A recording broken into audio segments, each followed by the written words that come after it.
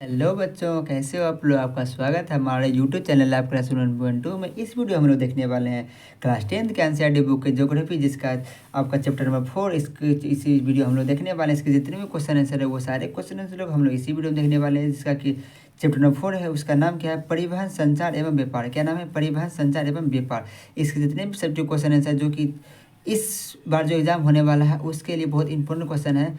तो जो बच्चे इस बार एग्ज़ाम देने वाले हैं वो इस वीडियो को अवश्य देखें। इसके जितने भी क्वेश्चन है वो सारे क्वेश्चन को हम लोग इसी वीडियो में देखेंगे। तो बिना टाइम का आपका क्लास शुरू करते हैं उससे पहले अगर चैनल सब्सक्राइब नहीं किए तो चैनल को सब्सक्राइब कर दीजिए, क्योंकि आप बाद में भूल जाते हो। तो देखिए पहला क्वेश्चन क्या है। पहला आपका क्वेश्चन है यहाँ पे कि यातायात के साधन से आप क्या समझते हैं, इसके महत्व को लिखें। क्या बोल पूछा गया?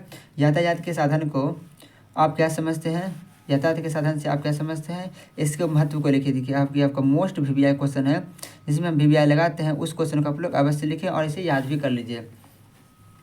यातायात का मतलब क्या था? आने जाने की व्यवस्था। क्या बोलते हैं? आने जाने की व्यवस्था। देखिए इसका आंसर हमने क्या लिखा है? इसका आंसर लिखा है किसी व्यक्ति या वस्तु को एक स्थान से दूसरे स्थान तक ले जाने वाले साधनों को यातायात का साधन कहा जाता है। इसे राष्ट्रीय अर्थव्यवस्था का वो जीवन रेखा भी कहा जाता है। क्या बोला गया? किसी भी वस्तु या व्यक्ति को या कोई सी भी चीज़ों को एक स्थान से दूसरे स्थान तक ले जाने में जिस चीज़ का उपयोग किया जाता है, जिस वस्तु का उपयोग किया जाता है, उसे क्या बोला जाता है? उसे ही कहा जाता है यातायात। तो आपका यातायात क्या हो गया? गाड़ी। क्या हो गया? गाड़ी, बैलगाड़ी, मालगाड़ी हो गया, ट्रेन, बस, ये सब क्या हो गया? आपका यातायात में आता है। ठीक है। इसका जो इसे क्या बोलता है? राष्ट्रीय अर्थव्यवस्था का जीवन रेखा भी कहा जाता है, क्योंकि कच्चा माल को उद्योग क्षेत्र में पहुंचाने के लिए यातायात की व्यवस्था की जरूरत पड़ती है। नंबर इसमें प्रमुख प्रमुख महत्व है। इसका जो प्रमुख महत्व है उसमें क्या लिखना है? नंबर 1 में लिखेंगे इसका उपयोग कृषि उद्योग तथा व्यापार के क्षेत्र में बड़े पैमाने पर किया जाता है। नंबर 2 में लिखेंगे यह देश के विभिन्न भागों से बाढ़, भूकंप, सूखा के समय तत्काल सहायता पहुंचाता है। नंबर 3 में लिखेंगे यातायात के साधन से समय का बचत होता है। नंबर 4 में लिखेंगे देश की सीमा सुरक्षा में अहम योगदान होता है। तो आई होप कि ये क्वेश्चन आपको अच्छे से समझ में आएगा। ठीक है। उसका क्वेश्चन नंबर 2 है। क्वेश्चन नंबर 2 में देखिए क्या बोला गया है? भारतीय रेल की विशेषता को लिखे। क्या पूछा गया? भारतीय रेल की विशेषता को लिखें। तो इसमें आपको क्या लिखना है? इसमें आपको लिखेंगे कि भारतीय रेल की विशेषता निम्नलिखित है। क्या बोला गया? भारतीय रेल की विशेषता क्या निम्नलिखित, अर्थात नीचे दिया गया है। नंबर 1 में लिखें दो बड़े शहरों एवं महानगरों के बीच तीव्र गति से चलने वाली राजधानी एक्सप्रेस एवं शताब्दी एक्सप्रेस का परिचालन किया था। क्या बोला था? ट्रेन जो है एक स्थान से दूसरे स्थान तक लोगों को बहुत ही जल्द समय में पहुंचाते हैं। ठीक है।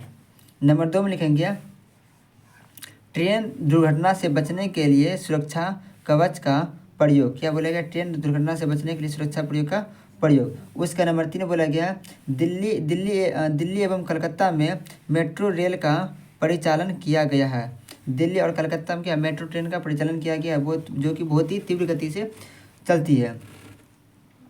उसके बाद नंबर 4 में क्या लिखेंगे? नंबर 4 में लिखेंगे विश्व की सबसे अधिक, क्या बोलेगा? विश्व की सबसे अधिक विद्युत से चलने वाले रूस में चलने वाले है, जबकि दूसरा स्थान भारत का। क्या बोला गया?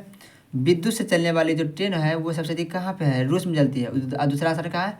भारत है। अर्थात अगर पूछेगा ट्रेन से विद्युत से चलने वाली ट्रेन का में प्रथम स्थान कौन सा देश है, तो वो क्या है? रूस है। और दूसरा स्थान कौन सा है? तो हमारा महान भारत है। कौन है? महान भारत है।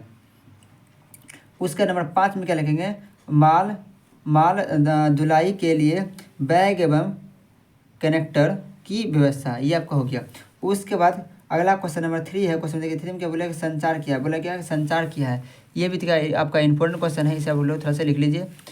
क्या पूछा गया? संचार किया है। देखिए आपका इंपॉर्टेंट क्वेश्चन है, वीवीआई क्वेश्चन है, इसे आप लोग अपने कॉपी में लिख लीजिए। और बहुत छोटा सा आंसर है। ठीक है। इसका आंसर क्या होगा? संदेशों का आदान प्रदान करना ही संचार कहलाता है। क्या बोला कि संदेशों का, किसी भी चीज़ संदेश को एक स्थान से दूसरे स्थान तक पहुंचा देना और बहुत तीव्र गति से पहुंचाना, उसे क्या बोलता है? संचार कहा जाता है। जैसे फ़ोन हो गया, मोबाइल हो गया और टीवी हो गया। ठीक है। तो ये सब क्या क्या संचार है। जैसे मोबाइल, टेलीफोन, टेलीविज़न, रेडियो, ये सब क्या है? आपका संचार हो गया। किसी भी घटना को एक स्थान से तुरंत पहुंचा देती है, इसे क्या बोला जाता है? इसे ही संचार कहा जाता है। उसके बाद क्वेश्चन आपका देखिए 4 है। क्वेश्चन देखिए 4 में क्या बोला गया है? क्वेश्चन आपको 4 में है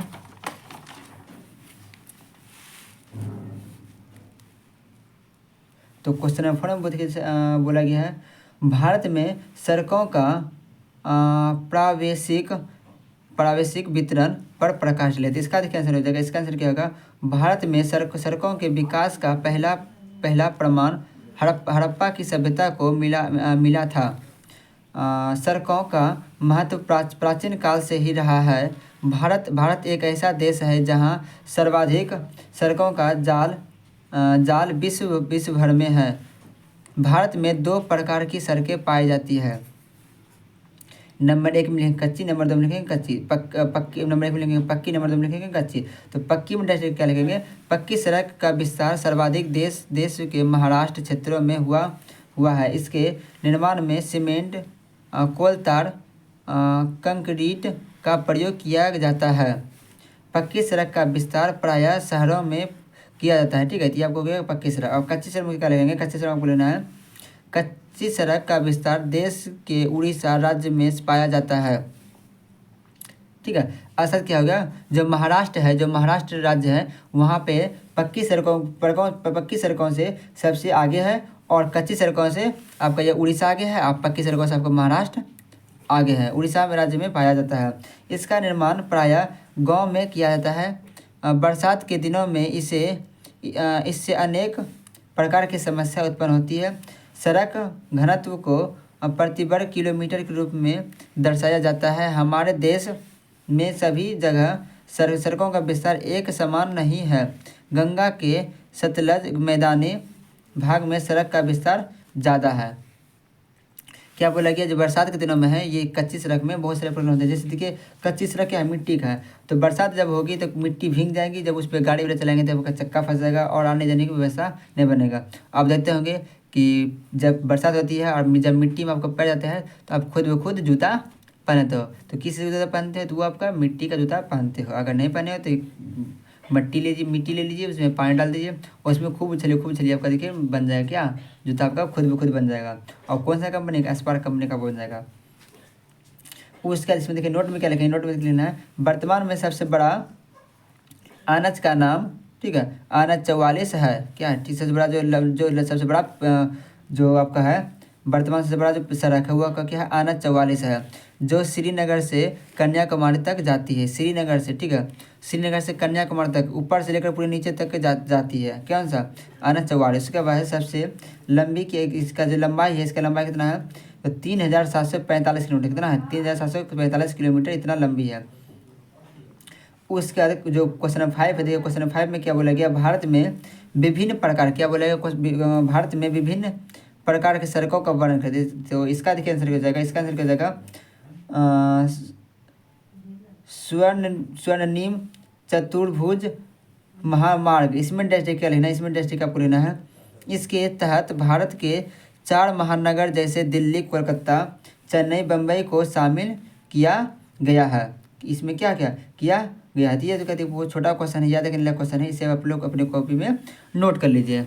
उसके बाद आपको करना क्या है, तो आपको सबसे पहले तो इस वीडियो को लाइक कर दिए, अपने दोस्तों में शेयर कर दिए और चैनल को सब्सक्राइब कर दिए। मिलते हैं फिर नेक्स्ट वीडियो में, तब तक के लिए धन्यवाद।